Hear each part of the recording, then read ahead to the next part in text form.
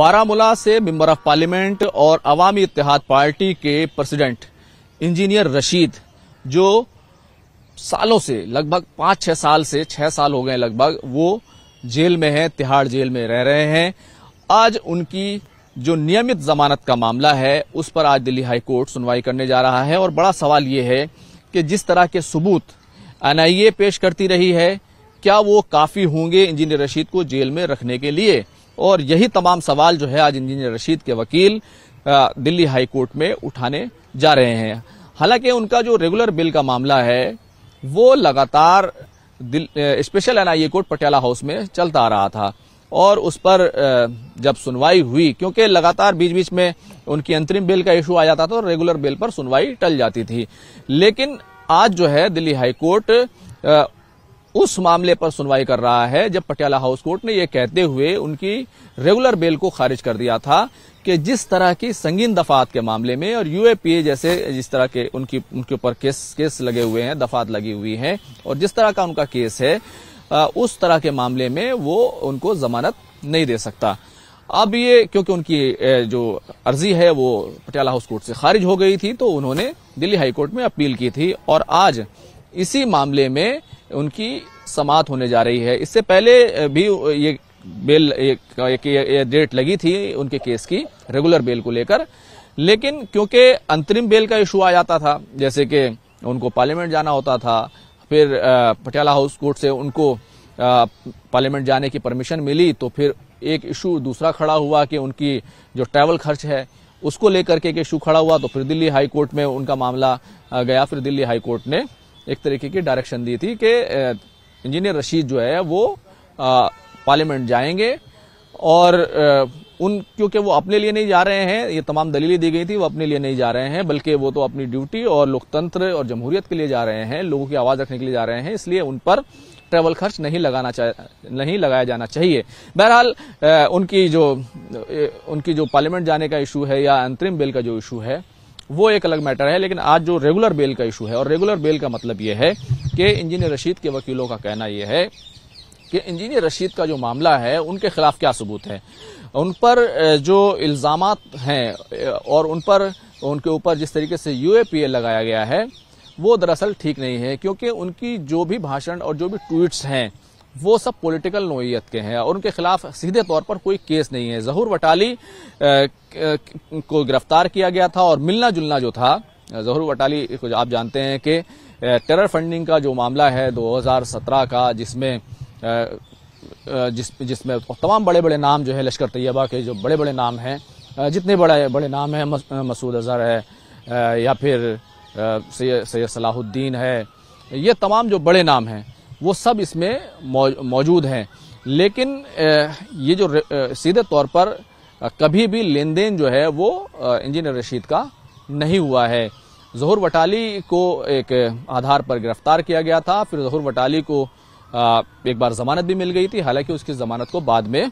खारिज कर दिया गया, यानी कि उसको कैंसिल कर दिया गया। लेकिन इंजीनियर रशीद के खिलाफ जो मामला है उसमें जो सबूत हैं वो क्या है, वो सिर्फ ये है कि कुछ प्रोटेक्टेड वादा माफ गवाह, जिन्हें आप कह सकते हैं वादा माफ गवाह हैं, जो उनके खिलाफ जो है वो एनआईए के पास एक सबूत के तौर पर उनके पास है।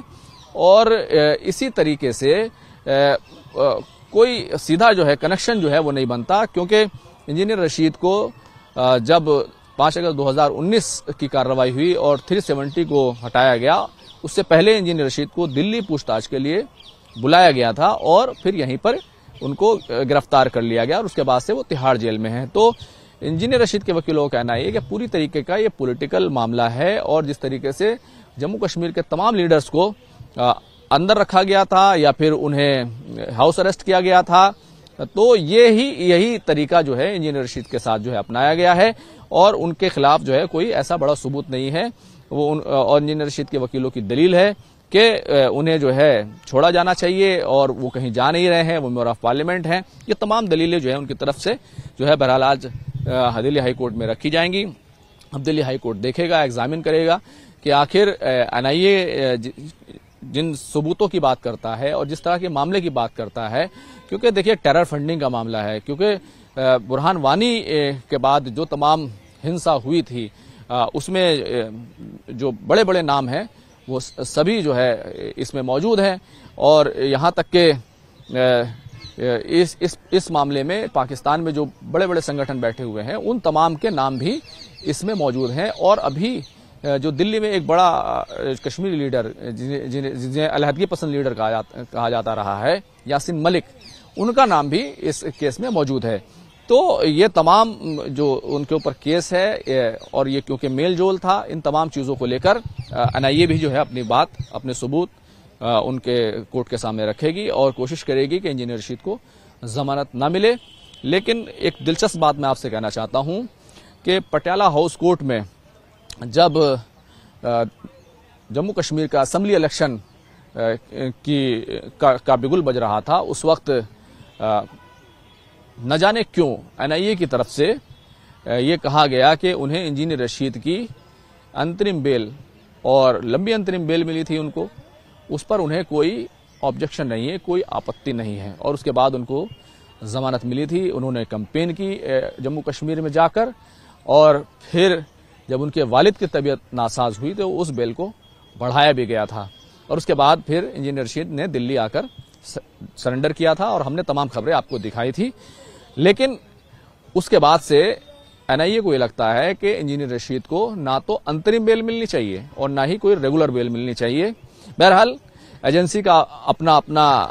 तर्क है, अपने अपने दलाइल हैं जो आज कोर्ट के सामने रखे जाएंगे। एक तरफ इंजीनियर रशीद के वकील होंगे और दूसरी तरफ एनआईए के वकील होंगे और दोनों की तरफ से दलीलें रखी जाएंगी। दिल्ली हाई कोर्ट एग्जामिन करेगा आखिर इंजीनियर रशीद को जमानत क्यों नहीं मिलनी चाहिए और जमानत क्यों मिलनी चाहिए। अब दिल्ली हाई कोर्ट देखेगा, एग्जामिन करेगा कि आखिर एनआईए जिन सबूतों की बात करता है और जिस तरह के मामले की बात करता है, क्योंकि देखिए टेरर फंडिंग का मामला है, क्योंकि बुरहान वानी के बाद जो तमाम हिंसा हुई थी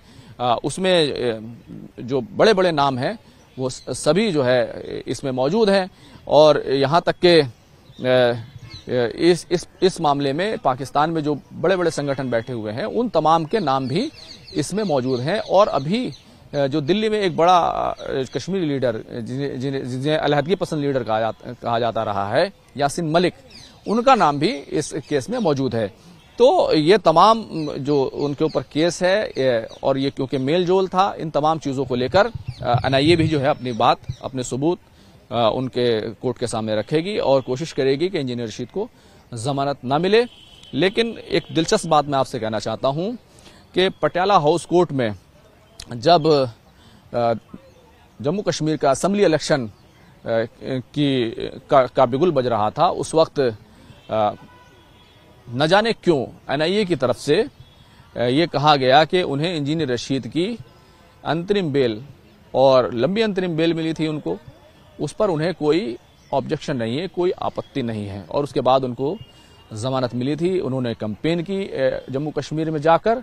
और फिर जब उनके वालिद की तबीयत नासाज हुई तो उस बेल को बढ़ाया भी गया था। और उसके बाद फिर इंजीनियर रशीद ने दिल्ली आकर सरेंडर किया था और हमने तमाम खबरें आपको दिखाई थी। लेकिन उसके बाद से एनआईए को ये लगता है कि इंजीनियर रशीद को ना तो अंतरिम बेल मिलनी चाहिए और ना ही कोई रेगुलर बेल मिलनी चाहिए। बहरहाल एजेंसी का अपना अपना तर्क है, अपने अपने दलाइल हैं जो आज कोर्ट के सामने रखे जाएंगे। एक तरफ इंजीनियर रशीद के वकील होंगे और दूसरी तरफ एनआईए के वकील होंगे और दोनों की तरफ से दलीलें रखी जाएंगी। दिल्ली हाई कोर्ट एग्जामिन करेगा आखिर इंजीनियर रशीद को जमानत क्यों नहीं मिलनी चाहिए और जमानत क्यों मिलनी चाहिए। कैमरामैन प्रकाश गुप्ता के साथ खुर्रम शहजाद, न्यूज़ 18 दिल्ली।